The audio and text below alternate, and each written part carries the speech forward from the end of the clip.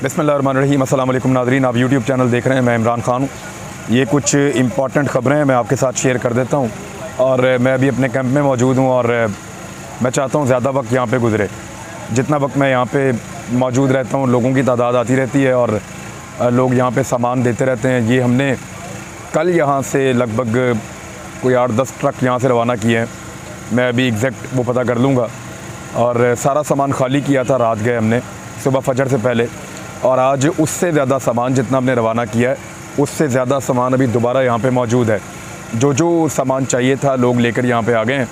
और ये सारा सामान आप देख सकते हैं भरा हुआ है हर तरफ। ये कैंप लोगों की बहुत मेहरबानी, वो अपने हमवतनों का साथ दे रहे हैं और हम कोशिश करेंगे जो हमसे हो पाएगा वो हम करेंगे।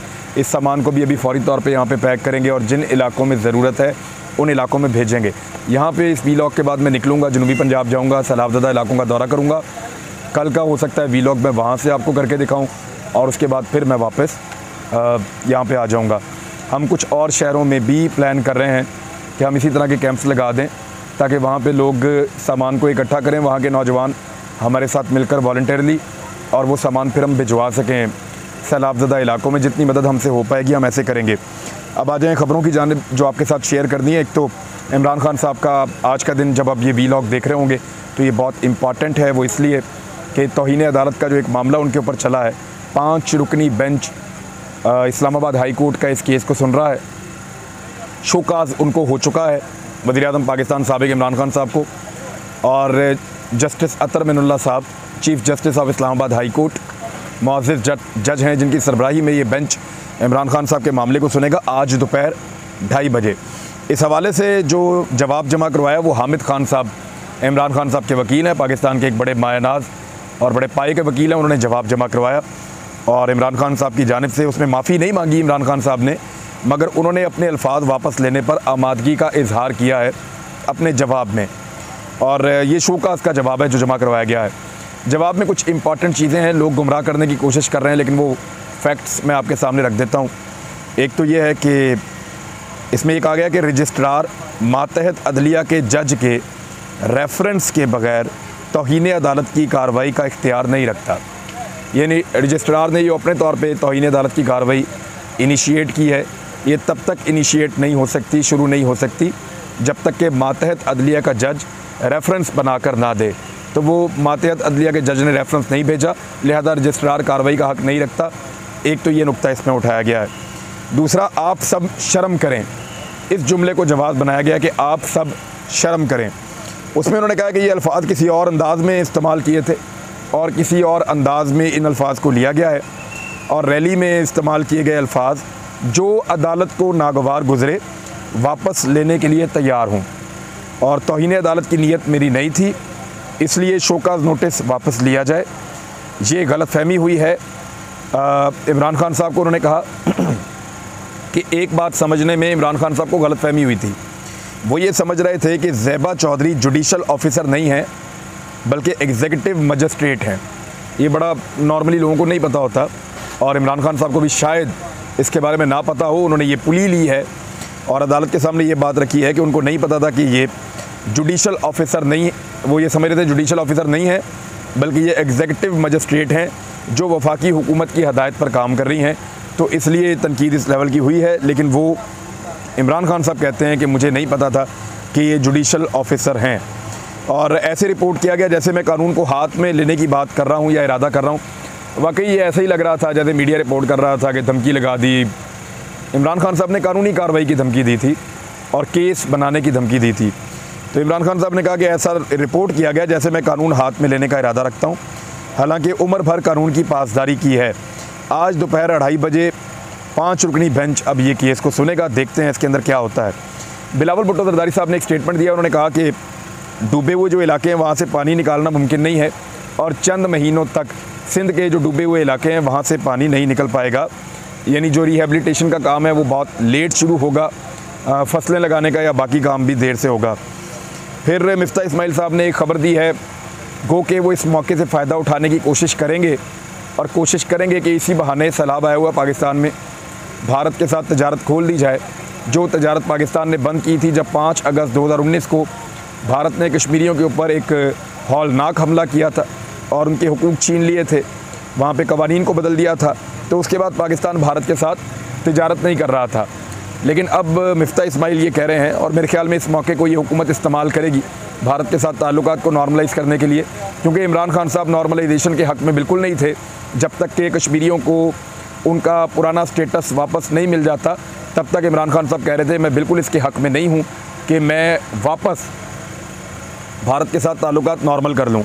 लेकिन अब ये कह रहे हैं कि टमाटर और प्याज भारत से लेना चाहते हैं, मिफ्ता इस्माइल साहब ने कहा, और भारत से तजारत उन्होंने कहा कि ज़ेरे गौर है। अब ऐसे में फवाद चौधरी साहब का एक स्टेटमेंट आया और पाकिस्तान तहरीक इंसाफ की एक ख्वाहिश का उन्होंने बताया कि इस्लामाबाद बंद करने की पाकिस्तान तहरीक इंसाफ में ख्वाहिश है। पाकिस्तान तहरीक इंसाफ के लोग ये समझते हैं कि जब तक एहतजाज भरपूर नहीं होगा और लॉकडाउन नहीं किया जाएगा, पाकिस्तान भर में इसका दायरा नहीं बढ़ाया जाएगा, तब तक साफ़ और शफाफ इंतखाबात देने का वादा पूरा नहीं होगा और ना ही तब तक पाकिस्तान आम इंतखाबात की तरफ जाएगा। लिहाजा ये प्रेशर जो है वो बढ़ाना चाहिए। रोज़ाना एक नया लतीफ़ा सिंध से आ जाता है, कोई एक नया कारनामा सिंध के वज़ीर कर देते हैं।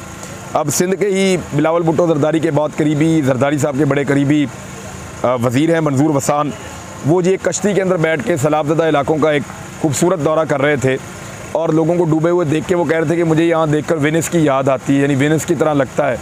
और जब उन्होंने कंपेयर करना चाहा सिंध के डूबे हुए लोगों को, डूबे हुए देहात को, डूबे हुए इलाकों को वेनिस के साथ, कि मैं जब वेनिस गया तो मैंने ऐसा देखा, तो ये बड़ा तकलीफ़देह था। उन्होंने भी मजाक उड़ाया। अफसोस कि सिंध का कोई वज़ीर रह तो नहीं गया जिसने अभी तक सैलाब ज़दगान का मजाक ना उड़ाया हो। कोई जाली कैंप बना के मजाक उड़ा रहा है वज़ीर आला, फिर सारे वुज़रा हैं वो अलग अलग मजाक उड़ा रहे हैं, जो वडेरे हैं वो अलग उनका मजाक उड़ा रहे हैं। तो इस तरह की सूरत हाल बनी हुई है। तो बिलावल का और मंजूर वसान का ये स्टेटमेंट मैंने आपके सामने रखा है। शहबाज शरीफ साहब ने एक अच्छी बात की, उन्होंने कहा जी कि इमरान खान साहब को पेशकश की है कि सैलाब मुतासरीन की के हवाले से या उनकी रिहेबिलिटेशन के हवाले से या सूरत हाल को बेहतर करने के लिए इमरान खान साहब को पेशकश की है, बातचीत की। अब आओ मिलकर मजाक उड़ाएं, अगर ये तो ये पेशकश है कि आओ मिलकर मजाक उड़ाते हैं सैलाब ज़दगान का, तो फिर तो पेशकश इमरान खान साहब को नहीं माननी चाहिए। लेकिन अगर सीरियस एफर्ट्स कोई हो रही हैं जिनमें सूबों की मदद दरकार है, तो फिर मिल बैठ कर ये काम करना चाहिए। चाहे आप हुकूमत को तस्लीम करें या ना करें, लेकिन सैलाब ज़दगान की मदद होनी चाहिए। मेरे ख्याल में इमरान खान साहब और उनकी सूबाई हुकूमतें खुद बहुत काम कर लेंगी और उन्हें वफाक की शायद ज़रूरत नहीं पड़ेगी, और वफाक ने वैसे भी काम नहीं करना होता। उसके बाद सिर्फ 20-22 किलोमीटर का इस्लामाबाद है और कुछ भी नहीं है। एक और ख़बर है, उस खबर का बड़ा बतंगड़ बनाया गया है बिलावल भुट्टो ज़रदारी के बारे में। पीपल्स पार्टी ने, ये वज़ारत ख़ारजा तो तब तक चुप थी जब मैं इस खबर को देख रहा था, पीपल्स पार्टी ने क्लेम किया कि बिलावल भुट्टो ज़रदारी ने बड़ी ज़बरदस्त मेहनत की है और बिलावल भुट्टो ज़रदारी की मेहनत के बाद 131 अरब रुपए की इमदाद पाकिस्तान को मिली है, और ये इमदाद बिलावल भुट्टो ज़रदारी को इसका क्रेडिट जाता है। उन्होंने ये जमा की है अक़वाम मुत्तहिदा से। लेकिन इसके हक़ाइक़ मैं आपको बता देता हूँ कि बिलावल भुट्टो ज़रदारी ने अक़वाम मुत्तहिदा से किसी किस्म का कोई रब्ता नहीं किया था। बिलावल भुट्टो ज़रदारी ने अक़वाम मुत्तहिदा को किसी किस्म का कोई इजलास बुलाने के लिए नहीं कहा था। ये जो डोनर्स की कॉन्फ्रेंस या सबको इकट्ठा करने के लिए कहा था, ये भी बिलावल भुट्टो ज़रदारी ने नहीं कहा था। पाकिस्तान की सैलाबी सूरत हाल को देखते हुए अक़वाम मुत्तहिदा ने खुद इमदाद की अपील की थी। ये अपील बिलावल की जानिब से नहीं थी, ये अपील अक़वाम मुत्तहिदा की जानिब से थी।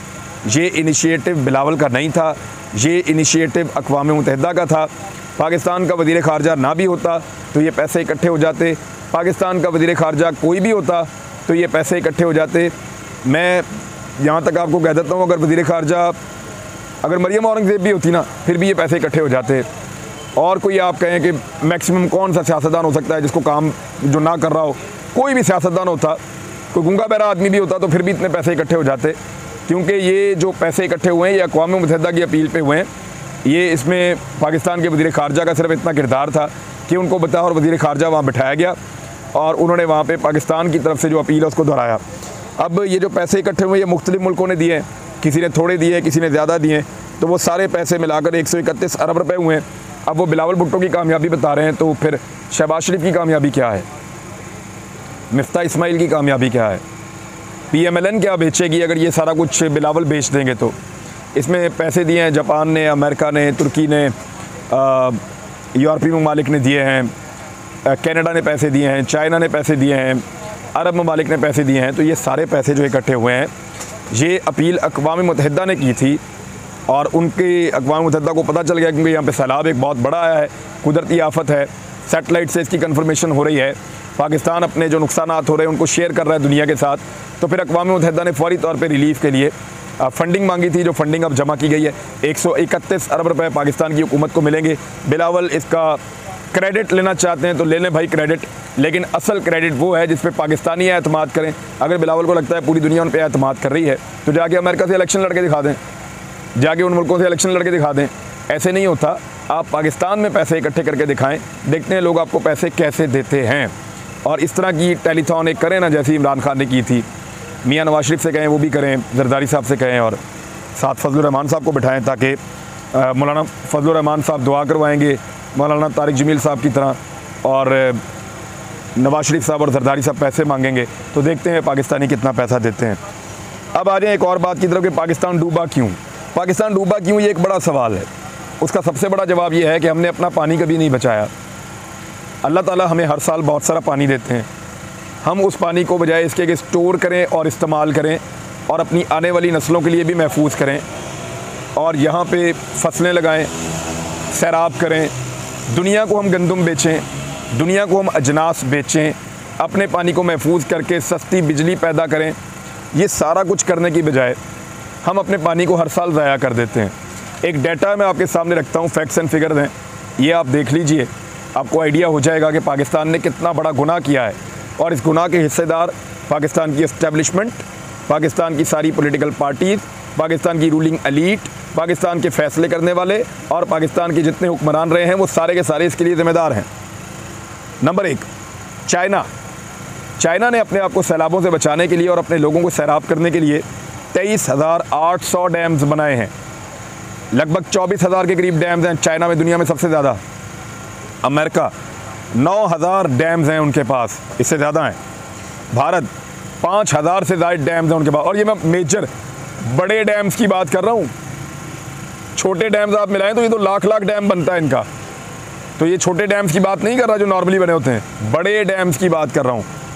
तो भारत के पास जो बड़े डैम्स हैं वो 5,000 से ज़्यादा हैं, तुर्की के पास 1,000 से ज़्यादा हैं, ईरान के पास 600 के करीब डैम्स मौजूद हैं बड़े, जिम्बाब्वे के पास, जिम्बाब्वे कितना छोटा सा मुल्क है, आम मुल्क है, उसके पास बड़े 256 डैम्स हैं।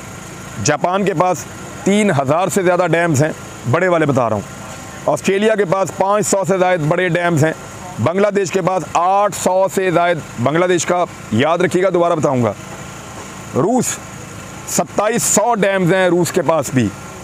बरतानिया 486 डैम्स हैं बरतानिया के पास भी, बड़े वाले। फ्रांस 570 बड़े डैम्स हैं।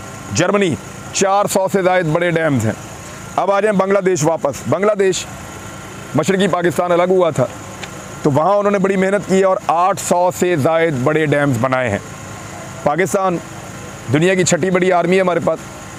आबादी के नुक्ता नज़र से देख लें, बड़े मुल्कों के नुक्ता नज़र से देख लें, वसाइल के नुक्ता नज़र से देख लें, तो हम दुनिया के टॉप 10 मुल्कों में आते हैं, कहीं पे भी हम टॉप 10 के बाद नहीं हैं। तो पाकिस्तान के जो डैम्स हैं वो टोटल 150 हैं। सबसे कम हमारे पास जो मेजर डैम्स हैं वो सिर्फ 150 हैं, बाकी छोटी छोटी वो डैमियाँ बनी हुई हैं, वो टूट भी जाती हैं, लेकिन जो प्रॉपर डैम है वो 150 हैं सिर्फ। और मुल्क कितना बड़ा है, आबादी कितनी ज़्यादा है, ये वो गुनाह है जो हमने पाकिस्तान के साथ किया है। अब ज़रा ये देखें कि हम हर साल ज़ाया क्या करते हैं। दुनिया की सबसे कीमती चीज़ पानी, हम उसको हर साल कितना ज़ाया करते हैं। 140 मिलियन एकड़ फिट पानी हर साल अल्लाह ताला हमें देता है।